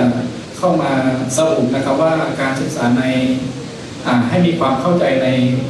ในการศึกในการเรียนหรือว่าในการที่จะเข้าไปรู้เรื่องในพระไตรปิฎกนะสามารถที่จะสรุปได้ก็คือหนึ่งต้องรู้อย่างถูกต้องนะครับก็คือสามารถที่จะศึกษาคัมภีร์ต่างๆได้อย่างถูกต้องได้กระจ่างแจ้งเปรียบเสมือนกับแสงนะครับให้มีความรู้เหมือนกับแสงสว่างคือแสงสว่างเนี่ยถ้ามันเกิดขึ้นที่ใดนะครับมันจะเห็นสิ่งต่างๆได้อย่างชัดเจนไม่ว่าบุคคลนั้นจะสวยไม่สวยถ้าการศึกษาเนี่ยมันไม่สว่างมันไม่แจ่มแจ้งก็ย่อมมองไม่เห็นแต่ถ้าศึกษาสิ่งเหล่านี้ได้อย่างกระจ่างแจ้งได้อย่างชัดเจนถูกต้องแล้วเนี่ยสิ่งเหล่าใดที่มันปิดบังย่อมเห็นได้หมดนะครับท่านอาจารย์ยกอุปมาแบบนี้ให้ฟังครับ นักสอบยากาอิมรุรานิเกมาเป็นยาเกวาจาชะดาโรชิตมิโรกวาโลกมานาเตมันตุเตียปอบลาญิโลกตุดาเลอโยชิโกစီဝါတို့တဲ့ကိုချမ်းသာဖို့ငြိမ်းချမ်းဖို့ပဲဖြစ်တယ်လို့မြတ်စွာဘုရားကမိန့်ကြားခဲ့ပါလို့ဗျာ။ကြားပြီးတော့ထပ်ပြောပြစဗျာချစ်သားတို့ချစ်သမီးတို့ကမ္ဘာလောကမှာနားလည်မှုမှန်သူတယောက်ပေါ်ပေါက်လာရင်လောကလူသားတွေလူနာပြမတတ္တဝါတွေအကျိုးရှိဖို့စီဝါတို့တဲ့ကိုချမ်းသာဒုက္ခရဖို့ငြိမ်းချမ်းဖို့ပဲဖြစ်တယ်လို့မိန့်ကြားခဲ့ပါလို့ဗျာ။ ท่านอาจารย์ยกอุปมาให้ฟังครับว่าในพระไตรปิฎกนะครับผมจำไม่ได้นะครับประมาณจากที่ใดฟังนิดนึงท่านอาจารย์บอกว่าพระพุทธเจ้าท่านก็ชี้นำนะครับว่าทำสิ่งนี้แล้วเนี่ยย่อมทำให้เกิดประโยชน์ทำสิ่งนี้แล้วย่อมเป็นไปในทางเสื่อมอย่างนี้เป็นต้นนะครับหรือการค้าการขายถ้าทำสิ่งนี้แล้วเนี่ยย่อมที่จะเจริญรุ่งเรืองอย่างนี้เป็นต้นนะครับซึ่งในบทนั้นถ้าไปศึกษาให้ละเอียดไปศึกษาให้อย่างถูกต้องแล้วย่อมที่จะเป็นไปตามพุทธประสงค์อย่างนั้นจริงๆมาโดนอะไรมุยสัญญาประกาศว่าสัญญาลูอาลูติดิญาเลยมาโดนอะไรมุวพิยามาโดนอะไรมุเนี่ยว่าลูพิยาการงบราจิเกมาไม่ยาให้ว่าลูพิยาชิดาลูชิดามีลูกว่าโลกามันอะไรมาลูติยาโปวลาเยโลกาลูกาเดจิวเมบุสิวาเมบุအများရှိကမျက်နာကိုဆင်းရဲဒုက္ခရောက်ဖို့ပဲဖြစ်တယ်လို့မိန့်ကြားခဲ့ပါလို့ဗျာတစ်ခေါက်ထပ်ပြောပါဗျာချစ်သားတို့ချစ်သမီးတို့ကမ္ဘာလောကမှာငားတယ်မှားသူတရားပေါ်ပေါက်လာရင်လောကလူသားတွေအကျိုးမဲ့ဖို့စီဝါမဲ့ဖို့ထိခိုက်ဖို့နစ်နာဖို့ဆင်းရဲဒုက္ခရောက်ဖို့ပဲဖြစ်တယ်လို့မြတ်စွာဘုရားမိန့်ကြားခဲ့ပါလို့ဗျာဒီသဘောတရားကိုကမ္ဘာကြီးကိုကြည့်ရင်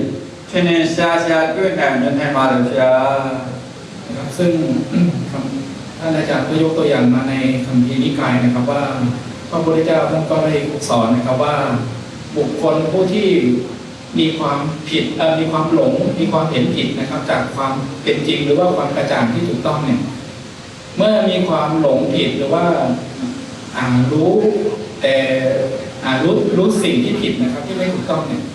เมื่อบุคคลนั้นกระทำอะไรลงไปเนี่ยย่อมนำมาซึ่งผลประโยชน์ที่เป็นด้านลบ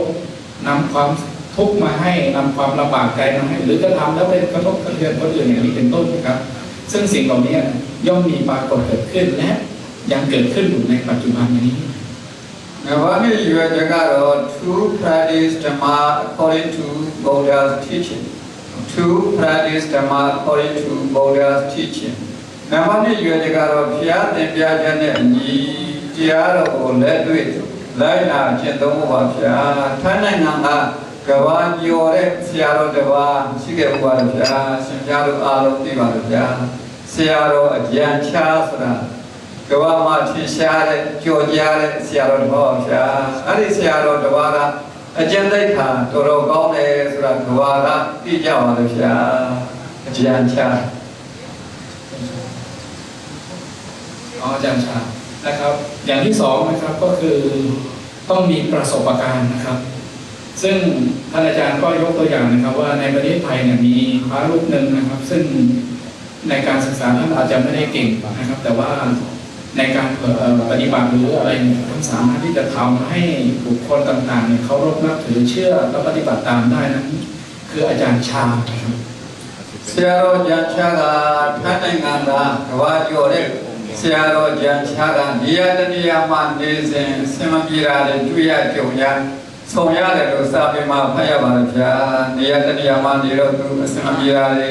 တွေ့ရတယ်ကြုံရတယ်စိတ်ဆင်းရဲစရာတွေစိတ်ညစ်စရာတွေတွေ့ရကြုံရဆုံရတယ်အဲ့လိုစိတ်ဆင်းရဲစရာတွေစိတ်ညစ်စရာတွေတွေ့ရကြုံရတော့နေရာပြောင်းနေတဲ့ဆန္ဒသူ့ရင်ထဲမှာတဖွာဖွာဖြစ်လာပါတယ်ဗျာ นะครับซึ่งอาจารย์ชานะครับท่านไปเผยแพร่นะครับในบางที่นะครับก็อาจจะไม่สะดวกไม่สบาย ซึ่งก็มีสิ่งที่มากระทบนะครับมาทดสอบท่านนะครับเพื่อที่จะให้ท่านย้ายสถานที่บ้างอะไรบ้างเป็นต้นนะครับท่านก็ไม่เคยทิ้งสถานที่เหล่านั้นไปเลยအဲ့တော့အဲ့လိုနေရာပြောင်းနေတဲ့စိတ်ဖြစ်ပေါ်လာတဲ့အချိန်မှာသူကြောင်းထဲမှာဖွေဝဲသားမလေးတကောင်ကိုတတိပြုမိပါတယ်ဗျာဖွေဝဲသားမလေးတကောင်ကြောင်းထဲမှာရှိဖွေဝဲသားမလေးရာကောင်းပါလေဝယ်ရီနေရွက်ပါလေဝယ်ရီဘိုက်ပါလေဝယ်ရီပြောပါလေဝယ်ရီလက်ပါလေဝယ်ရီပေါင်းပါလေဝယ်ရီဝယ်ရီရဖြစ်ဖြစ်နဲ့ကြတဲ့ခါကျရှင်းပြနောက်ပြီးတောင်းပြီးမြောက်ပြီးဘယ်နှမ်းပြီးဖွေဝဲသားမလေးရောဆင်းရဲနေတာပဲတွေ့ပါတယ်ဗျာนะครับซึ่งก่อนที่ท่านไม่ย้ายไปนะครับเพราะว่าท่านเห็นนะครับว่ามีสุนัขตัวหนึ่งที่มันเป็นโรคคันนะครับมันก็เกาที่ศีรษะบ้างเกาที่ตัวเกาที่นู่นบ้างนะครับซึ่งอาจารย์ชาท่านก็ได้ไปพิจารณานะครับว่าการที่เราอยู่ตรงนี้ย้ายไปที่ไหนนะครับมันก็คันมันก็ทุกข์เหมือนกันนั่นแหละนะครับท่านก็เลยอยู่ที่ถึงအဲ့ဒီပြုဝဲသားမလေးကိုဆရာတော်မြင်တာကဒီပြုဝဲသားမလေးကထိုင်းနိုင်ငံပဲနေမြန်မာနိုင်ငံပဲပြောင်းစင်ကာပူပဲပြောင်းအမေရိကန်အင်္ဂလန်ဂျပန်တကယ်ဖြစ်ပြီပဲဆိုဘယ်နိုင်ငံပဲပြောင်းဝေရုသာရှိနေတယ်များတော့ဝဲကိုင်လို့ဆင်းရဲနေမှာပဲလို့တွေးမိပါလားဗျာအဲ့ဒီတည်းမဲ့သူ့ရင်ထဲမှာပြိတ္တာဝဲရီမသိမှုဝဲတာဒုညမှုတဏ္ဍာဆွဲလမ်းမှုဥပါဒံဆိုပြိတ္တာဝဲရီရှိနေတယ်များတော့ဘယ်နေရာမြည်ပြီးရာပြီးဆင်းရဲနေမယ်လို့တွေးမိပါလားဗျာนะครับฉะนั้นนะครับไม่ว่าเราจะอยู่ที่ประเทศไหนนะครับไม่ว่าจะอยู่ที่ไทยจะย้ายไปอเมริกาหรือย้ายไปพม่าหรือย้ายไปสิงคโปร์อย่างนี้เป็นต้นนะครับตราบใดที่ยังมีรูปมีขันอยู่นะครับความทุกข์เหล่านั้นนะครับตั้งแต่โบราณก็เกิดได้ทุกสถานที่အဲ့ဒီသဘောကိုဆရာတော်မြင်တော့ဒီခွေးဝသားမာလေးဗေဒရာကြီးရာနေမှာပဲဝဲပြောင်းမှခွေးဝသားမာလေးဒုက္ခတက်တာမယ်အဲ့ဒီတည်းမဲ့ငါရင်ထဲမှာမသိမှုဝိဇ္ဇာလိုချင်မှုတဏ္ဍာဆွဲလမ်းမှုဥပါဒံပဲဝဲယောဂါတွေရှိနေတဲ့များတော့ငါဗေဒရာပြညာဘယ်နိုင်ငံရောက်ငါဆင်းရဲနေမှာပဲအဲ့တော့ဆင်းရဲတတ်တာဘုရားတော့မသိမှုဝိဇ္ဇာလိုချင်မှုတဏ္ဍာဆွဲလမ်းမှုဥပါဒံပဲဝဲယောဂါကိုပြောင်းအောင်ကျင့်နိုင်မှာပဲငါချမ်းသာမယ်လို့တွေးပြီးတော့တရားကျင့်ရာကကဘာကျော်ဆရာတော်ဖြစ်လာတယ်လို့ကြားရောက်ပါလေဗျာဖတ်ရောက်ပါလေဗျာนะครับซึ่งอาจารย์ชานะครับท่านเมื่อรู้แบบนี้ครับว่าไปสถานที่ใดความทุกข์มันก็มีทุกที่ฉะนั้นท่านก็จะขออยู่ที่นี่แล้วก็ประพฤติปฏิบัติเพื่อชำระจิตให้สงบชำระจิตให้สะอาดเพื่อที่จะให้มันทำร้ายพวกอุปาทานต่างๆให้หมดไปนะครับซึ่งในหนังสือที่เขียนมาท่านอาจารย์ก็เคยได้อ่านได้ผ่านมาแบบนี้အဲ့တော့ဆရာတော်ချမ်းချလို့ဗျာခဏနဲ့ငါကဘာပြောတဲ့ဆရာတော်ချမ်းချလို့ဒီတော့နံပါတ်1ကတော့တရားတော်တဲ့လက်တွေ့ကျင့်နိုင်ဖို့ဆိုရည်ရွယ်ချက်ထားပြီးတော့ဘုရားစာပေကိုလေ့လာသင်ယူသင့်ပါလို့ဗျာฉะนั้นแล้วนะครับอาจารย์ชาในผู้มีชื่อเสียงระดับโลกนะครับซึ่งสามารถที่จะเอาเป็นแบบอย่างในการประพฤติปฏิบัติของท่านนะครับว่าเป็นอย่างไรควรที่จะศึกษาหรือว่าควรที่จะปฏิบัติตามอย่างที่อาจารย์ท่านเคยศึกษาแล้วก็ปฏิบัติมาဒီကတော့ဆရာတော်ကြံချလို့တရားကြည့်ပြီးဘုရားစာပေကိုနားလည်ပြီးဆိုရင်တော့ကိုချစ်တဲ့သူတွေကိုမျှဝေပေးဖို့လိုပါတယ်ဗျာချစ်တဲ့သူတွေကိုမျှဝေဖို့လိုပါတယ်ဗျာအဲ့တော့ဒီကတော့ဘယ်သူကိုချစ်တယ်လဲမိဘကိုချစ်ရင်မိဘကိုမျှဝေဖို့လိုပါဗျာဒီကောင်မောင်နှမတွေချစ်ရင်ဒီကောင်မောင်နှမတွေမျှဝေဖို့လိုပါဗျာဦးလေးကိုချစ်ရင်အတော်ကိုချစ်ရင်ဦးလေးတို့အတော်တို့ကိုမျှဝေဖို့လိုပါဗျာပြည့်တဲ့တတ်နိုင်တော့ ကိုကြောင်ကိုရကိုရွာကိုမြို့ကိုတိုင်းကိုပြည်နယ်ကိုနိုင်ငံတတ်နိုင်တော့ကဘာဤထိမျှဝေနိုင်တော့ကိုကောင်းပါလို့ဗျာ นะครับซึ่งในคำสอนของอาจารย์ชานั้นนะครับมันมีข้อหนึ่งนะครับที่ท่านเจอก็คือเรารักอะไรนะครับก็ให้แผ่เมตตาไปให้สิ่งเหล่านั้นนะครับ เช่นเรารักพ่อแม่ก็ให้แผ่เมตตาให้พ่อแม่เรารักบ้านเกิดเมืองนอนก็ให้แผ่เมตตาให้บ้านเกิดเมืองนอนอย่างนี้เป็นต้น We are basically Dhamma, we are learning Dhamma, we are reading many books to understand Dhamma rightly, to practice Dhamma according to Buddha's teaching, to share Dhamma to others. အဲ့တော့ဒီလိုစာသင်တဲ့နေရာစာဖတ်တဲ့နေရာတရားနာတဲ့နေရာတရားတော်မှန်မှန်ကန်ကန်နားလည်ဖို့မှန်မှန်ကန်ကန်နားလည်ပြီးရင်လက်တွေ့လိုက်နာကျင့်သုံးဖို့ကျင့်သုံးပြီးပြီဆိုတော့ဒီလိုစွမ်းသမျှနိုင်သမျှမျှဝေဖို့ပါပဲဗျာ นะครับซึ่งการแผ่เมตตานะครับก็เป็นการแผ่เมตตาแบบอาจจะเป็นคำบาลีหรืออาจจะเป็นภาษาที่ตัวเองใช้ประจำนะครับขอให้มีความสุขหรือขอให้ปราศจากทุกข์อย่างนี้เป็นต้นนะครับซึ่งพระอาจารย์เองนะครับเมื่อได้ไปสอนธรรมนำปฏิบัติหรือแสดงธรรมเทศนาก็ตามนะครับท่านอาจารย์นั้นก็ได้แผ่เมตตาสิ่งเหล่านี้ให้กับบุคคลที่ท่านได้พบได้เจอมาอย่างนั้นนะครับ တရားတော်ကမြန်မာနိုင်ငံမှာပြည်သွားရင်တော့ပြီးတော့ရေးထားတဲ့စာအုပ်လေးတွေယူသွားပါလို့ဗျာ။ဒါမှတွေ့တဲ့သူကိုဖျားပြီးတော့ကဓမ္မနဲ့ဆောင်ပေးသွားပါလို့ဗျာ။ပေးသွားတဲ့အခါကျတော့သူတို့ရတဲ့သူတွေကလည်းပျော်သွားတာတွေ့ပါလို့ဗျာ။ပြီးတော့တဏှာရောက်တော့ကောင်းပါလေးနှစ်ယောက်ကိုဘဝပေါ်ဆက်ဆောင်နဲ့မင်္ဂလာလက်ဆောင်ဆက်ဆောင်လေးလက်ဆောင်ပေးလိုက်ပါလို့ဗျာ။အဲ့ဒီကောင်းပါလေးတစ်ယောက်ပြုံးသွားတာတွေ့ရတော့ဖျားပြီးတော့လည်းပျော်သွားပါလို့ဗျာ นะครับพระอาจารย์เองนะครับที่พม่าเนี่ยท่านไปที่ใดเจอใครก็ตามนะท่านจะให้หนังสือธรรมะเป็นสิ่งเป็นของเขาเรียกว่าเป็นที่ระลึกนะครับท่านก็เคยให้หลายๆคนนะครับแม้แต่งานท่านก็ให้หนังสือธรรมะเป็นที่ระลึกนะครับ ဖျားပြီးတော့ဝိရမြေကိုခရီးသွားပါလို့ဗျာဝိရမြေကနေပြန်လာတော့တောင်ရင်းရောက်တော့ညနေမိုးချုပ်တော့ပါလို့ဗျာအဲ့ဒီချိန်မှာဖျားပြီးတော့စောင်းလေးတအုပ်ဒီလိုကားကိုစစ်ဆေးတဲ့ဂိတ်ကတကားလေးတယောက်ကိုဒီလိုက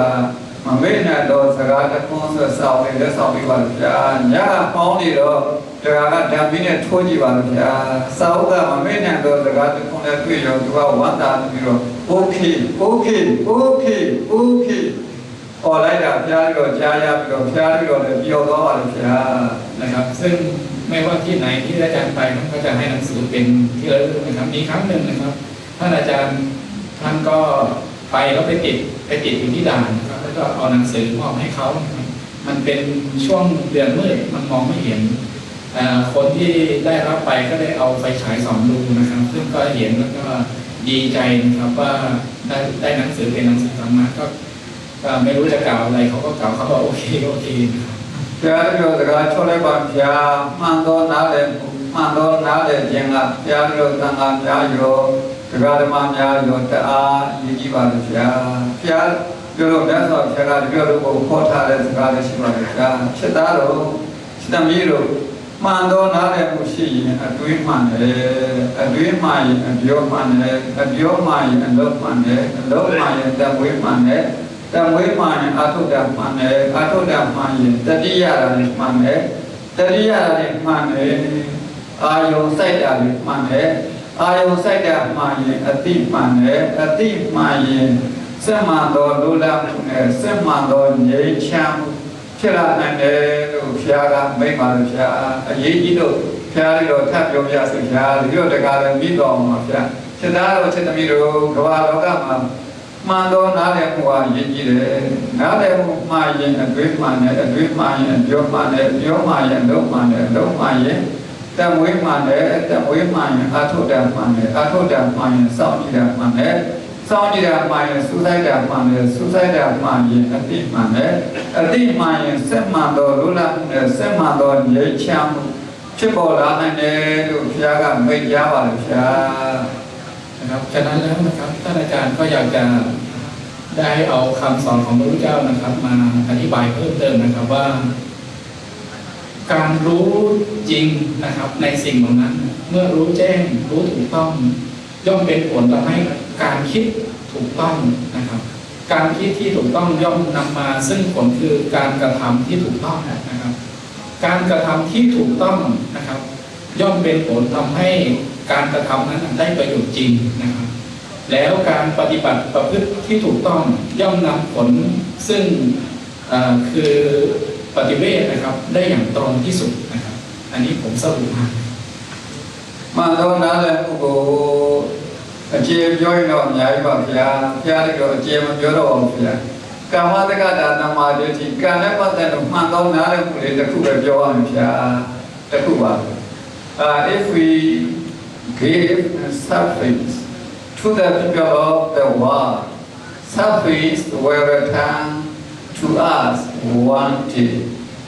if we give happiness to the people of the world happiness will return to us wanted. Please listen to me. If we give service to the people of the world, service will return to us wanted. If we give happiness to the people of the world, happiness will return to us wanted. အဲ့တော့ဘုရားပြောလို့ကကမ္ဘာလောကကိုဆင်းရဲဒုက္ခတွေပြီးမယ်ဆိုရင်ဘုရားပြောလို့ဆင်းရဲဒုက္ခတွေတည်းပြန်လာမှာပါဗျာဘုရားပြောကမ္ဘာလောကကိုကိုယ်နဲ့ထိရတွေ့ရပျော်ရတဲ့သူကိုပျော်ရွှင်မှုတွေချမ်းသာမှုတွေပေးနိုင်မယ်ဆိုရင်အဲ့ဒီချမ်းသာဒုက္ခတွေကပျော်ရွှင်မှုတွေကဘုရားပြောလို့တည်းမှာပြန်လာမှာပါဗျာဒီသဘောကိုသိရ right understanding ပါဗျာတော့နားလည်ခြင်းပါဗျာ นะครับซึ่งพระอาจารย์อธิบายนะครับว่าอะไรถูกต้องอะไรถูกต้องตามความเป็นจริง มันก็จะใช้เวลาเยอะแยะไปหมดเลยครับ ซึ่งอาจารย์นั้นก็บอกว่าจะเอาแบบย่อๆให้นะครับ ก็คือคนเรานะครับย่อมมีการที่ได้พบปะกันได้คุยกันบ้างอะไรอย่างนี้เป็นต้นนะครับในทุกๆวันเราก็ย่อมมีอย่างนี้อยู่แล้วนะครับฉะนั้นถ้าเราคิดในใจนะครับว่าเราอยากจะสามารถที่จะทำให้บุคคลที่เราได้พบได้เจอเนี่ยมีความสุขหรือว่า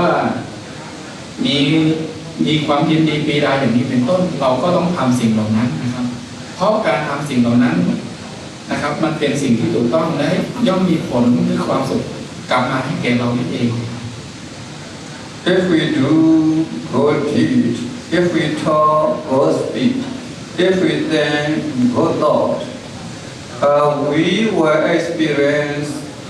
happiness wanted. If we do good deed, if we talk good speech, if we think good thought,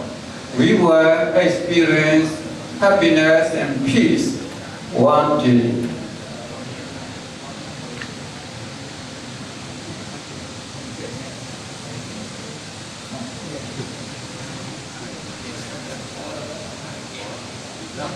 အဲ့ဒါဘာမှမပြောရမယ်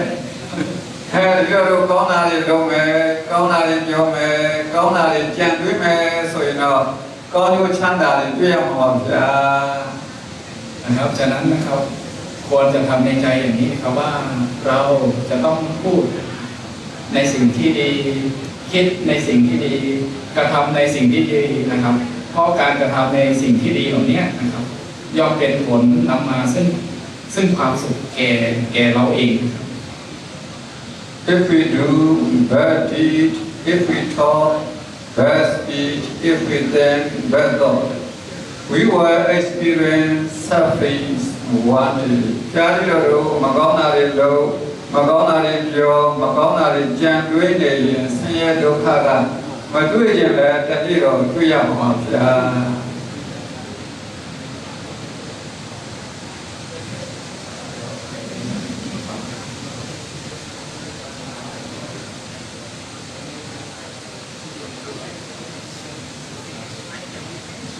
อีกนะครับซึ่งถ้าเราพูดไม่ดีกระทำไม่ดีคิดไม่ดีสักวันหนึ่งนะครับเราก็ต้องกลับมาเจอความทุกข์เจอความไม่สบายใจ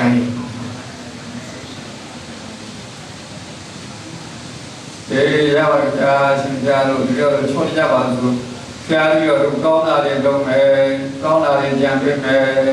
ကောင်းတာတွေလုပ်မယ်ကောင်းတာတွေပြောမယ်ကောင်းတာတွေကြံပေးနေမယ်ဆိုရင်ဖျားပြီးတော့ကောင်းကျိုးချမ်းသာတွေတွေ့ရမှာပါဗျာမကောင်းတာလုပ်မယ်မကောင်းတာပြောမယ်မကောင်းတာကြံပေးမယ်ဆိုရင်ဖျားပြီးတော့ဆင်းရဲဒုက္ခတွေတွေ့ရမှာပါဗျာအဲ့တော့ဒီလိုတို့ဒီကဒီလိုကိုပြည့်တဲ့ဓမ္မကြီးကလည်းထိုင်းနိုင်ငံမှာဒါသာကုလဲထုံးပါပါလို့ဗျာသူကကြည့်တဲ့ပို့ပြီးတော့ထုံးကားစေတဲ့စံဓာတ်တွေရန်ထက်တန်နေပါလို့ဗျာဒါကြောင့်ဘုရားပြီးတော့လို့ရောရှင်ဘုရားတို့ရောဗုဒ္ဓဘုရားရှင်ဟောကြားတဲ့တရားဓမ္မတွေကိုနားလည်အောင်ပြောရမယ်သွမ်းသမျှဘုရားပြီးတော့တရားတော်တိုင်းလက်တွေ့လိုက်နာမယ်ကျင့်သုံးမယ်တရားတော်ကိုလက်တွေ့လိုက်နာကျင့်သုံးပြီးပြီဆိုရင်တော့ဘုရားတော်လည်းနိစ္စရပါဗျာတဏှာသာနာပါဗျာတန်နိုင်ကိုစွမ်းရလေမျှဝေမယ်ဒီတဲ့တန်နိုင်တော့ကိုကြောင်ကိုရာကိုရွာကိုမျိုးကိုတိုင်းကိုပြည်နယ်ဒီတဲ့တန်နိုင်တော့ကိုနိုင်ငံကိုကဘာကြီးထိမျှဝေနိုင်အောင်ဖျားပြီးတော့ကြိုးစားကြပါစို့ဖျားသာသာသုသာนะครับก่อนที่อาจารย์จะจบนะครับท่านก็กล่าวนะครับว่าก็ขอให้เราท่านนะครับพูดกระทำในสิ่งที่ดีนะครับในสิ่งที่มีประโยชน์อย่าได้กระทำหรืออย่าได้พูดในสิ่งที่ไม่ดีไม่มีประโยชน์นะครับเพราะสิ่งเหล่านี้นะครับย่อมเป็นผลนะครับทำย่อมเป็นผลย้อนกลับมาสู่ตัวเรานั่นเองนะครับท่านอาจารย์ก็ยกย่องนะครับว่าก็ขอขอบคุณคุณกิ่งการนะครับที่ทำคุณประโยชน์ให้แก่ศาสนาครับซึ่งสิ่งต่างๆที่ได้สร้างขึ้นก็ขอให้ท่านได้ประพฤติปฏิบัติได้ศึกษาได้อย่างให้กระจ่างให้แจ่มแจ้งนะครับแล้วเมื่อเราได้ศึกษาได้ประพฤติปฏิบัติได้อย่างดีแล้วเนี่ยก็มอบสิ่งที่ดีๆเหล่านี้ด้วยการแผ่เมตตาก็ดีด้วยการส่งความปรารถนาที่ก็ดีให้แก่บุคคลรอบข้างให้แก่สิ่งที่เราเป็นที่รักไม่ว่าจะเป็นเพื่อนสนิทมิตรสหายหมู่บ้านต่างๆเป็นต้นนะครับเพื่อที่จะให้สิ่งเหล่านี้เนี่ยเกิดความสามัคคีเกิดความสุขกันนะครับซึ่งเป็นคำสุดท้ายนะครับก่อนที่ท่านอาจารย์จะได้ขอเบ็ดแต่เพียงเท่านี้สาธุสาธุสุขิจาโอทะดุขโมหิตาสุขิจาโอทะดุขโมหิตาสุขิจาโอทะดุขโมหิตาสาธุสาธุOn behalf of the Institute and participants, I'm very happy to listen most Venerable statements of morning. So, but this session only for beginning, not the end. ตอนเช้านะครับแบบนี้ตอนเช้าก็คือ open เปิดนะครับยังไม่ได้มีเนื้อหาหนักๆนะครับแล้วก็กล่าวน้ำหน่อยแต่ตอนบ่ายนี่จะได้เนื้อในเนื้อตอนบ่ายจะมีท่านอาจารย์คุณตีเฉลิมชัยพอพิกิจการอาจารย์พิกิจการจะมาคุยกันถกกันนะเพื่อที่จะได้สาระสำคัญแล้วก็อาจารย์พิกิจการเป็นคนเริ่มงานว่าเราจะทำยังไงกับพุทธศาสนาพระพุทธเจ้าทุกรูปห้ามกลับนะครับโดยเฉพาะนิสิตของเราเพราะว่าอาจารย์หลายท่านคุณแม่มะลินำคณะมาจากพัทยานี่ก็เป็นหัวเรือใหญ่ในการพัฒนาพุทธศาสนาที่โน่นเราไปเปิดที่ศาสนาที่โน่นนะครับก็ตอนแรกเซสชั่นเช้าจบแต่ว่าค้างไว้นะครับเราไปขอการพัฒนาพระคุณเจ้านะครับที่เป็นนิสิตทุกรูปลงไปฉันพระทหารเพลนะครับเฉพาะพระคุณเจ้าก่อนส่วนคารวะที่อยู่ก่อนครับ the lay person still living with me here only for 5 minutes or 10 minutes they have some secret to talk in afternoon session the intensive practice and learning and discussion will be held so most venerable will be with us for 4 days today if some of you want to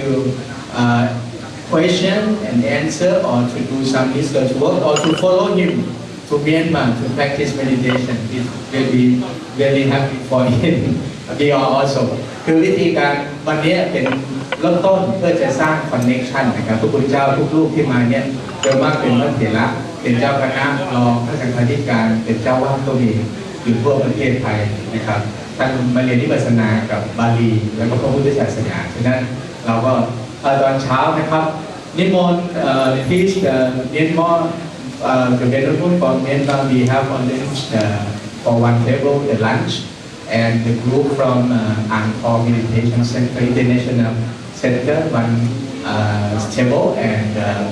อาจารย์พวัตหอมนวลกับอาจารย์นะครับรองศาสตราจารย์เดินพวัตของชมรมก็อยู่โต๊ะเดินนะครับกับคณะแล้วก็คณะที่มาจากพัทยาก็โต๊ะเดินส่วนพระคุณเจ้าของเรานะครับเฉพาะเจ้าหน้าที่มีโต๊ะเดินกันแล้วหลวงพ่อก็เดี๋ยวคุณจะบุญปัญญาเจ้าหน้าที่เราช่วยด้วยนะครับจะมีเจ้าหน้าที่คอยแนะนำอยู่นะครับส่วนคารวะนะครับเดี๋ยวรออีกแป๊บนึงนะให้พระคุณเจ้าไปตักบุฟเฟ่ก่อนแล้วเราก็ค่อยลงตามนะครับงั้นวันนี้เนี่ยคือว่าเพิ่งออเดอร์อาจารย์ที่กิ่งการยังไม่ได้ออกโรงนะถ้าออกโรงที่ก็จะสนุกวันนี้เลยนะมีงานที่เป็น practical ท่านมีสถานที่การจัดกิจกรรมตลอดนะครับพระคุณเจ้าเดี๋ยวเจ้าหน้าที่เราช่วยดูแลเรื่องอาหารด้วยนะครับคณาจารย์ท่านอาจารย์ดนตรีเฉลิมชัยเสียงใหญ่นะครับอาจารย์นนท์วันอาจารย์ปู่อาจารย์พ่อไปด้วยนะครับพี่คุณเจียรติแม่มะลิที่อยู่โต๊ะเดิมนะครับอาจารย์คณะกับอาจารย์พวัตกับอาจารย์ท่านหนึ่งส่วนนิสิตเรานะครับมาจากวัดมจรจากวัดไร่ขิงก็ทานบุฟเฟ่ต์ร่วมกันอาหารดีๆนะครับตักได้เลยเต็มที่ เพราะว่าถ้าเราจัดโต๊ะจีนเนี่ยก็บางทีอาจจะเหลืออะไรอาหารไม่ถูกปากนะครับส่วนคารวะก่อนเนาะส่วนเจ้าหน้าที่ของเรานะครับช่วยด้วยนะช่วยแนะนำด้วยนะครับมีโต๊ะจีนอยู่ชั้น2นะครับ2โต๊ะหนึ่งจัดไว้ให้กับพระเถระที่มาจากเมียนมานะครับแล้วก็อีกโต๊ะหนึ่งก็คือคณะผู้บริหารของมหาวิทยาลัยมหาจุฬานะครับท่านเดชพระคุณท่านเจ้าคุณพระปัญญารัตนากรท่านอาจารย์พระรองศาสตราจารย์ดร.มหาโกโมลอาจารย์เจ้าหน้าที่ของเราคุณเจ้านะครับ so you welcome Buddhist people from Myanmar you need translate we arrange the buffet food for you after maybe 10 minutes now the venerable go down and to take the food so for the monk for the most venerable we reserve the lunch table for you already in the second floor but you are under the tent could you please help tell your fellows right your relationship and partner market to go down แล้วก็นิสิตที่มาจากวัดไร่ขิงนะครับตอนแรกผมนึกว่าอาจารย์ใหญ่ที่นั่นเลยมานี่สวยๆถามไปถามมาบอกว่าโดนถูกควบคุมโดยรองศาสตราจารย์อาจารย์ทวัฒน์หอมต้นหลวงพงศ์ก็ยินดีต้อนรับเป็นอย่างยิ่งแล้วก็สถานที่อย่างนี้ครั้งนี้เป็นครั้งแรกที่เราใช้ This is the first time we use this hall ทีนี้ถ้าเกิดต่อไปนะท่านวัดไร่ขิงต้องการที่จะมาช่วยที่นี่หรือว่ามาใช้ที่นี้ติดต่อได้เพราะว่าเหมือนญาติกันอาจารย์ธานีรองศาสตราจารย์ธานีกับเดี๋ยวพักเบรกฉันพระทหารเพลก่อนช่วงนี้เดี๋ยวมาต่อกัน 12:30 น.ผมก็เป็นลูกศิษย์ท่านสมัยเรียนอยู่วัดบวรนะท่านเกิดมา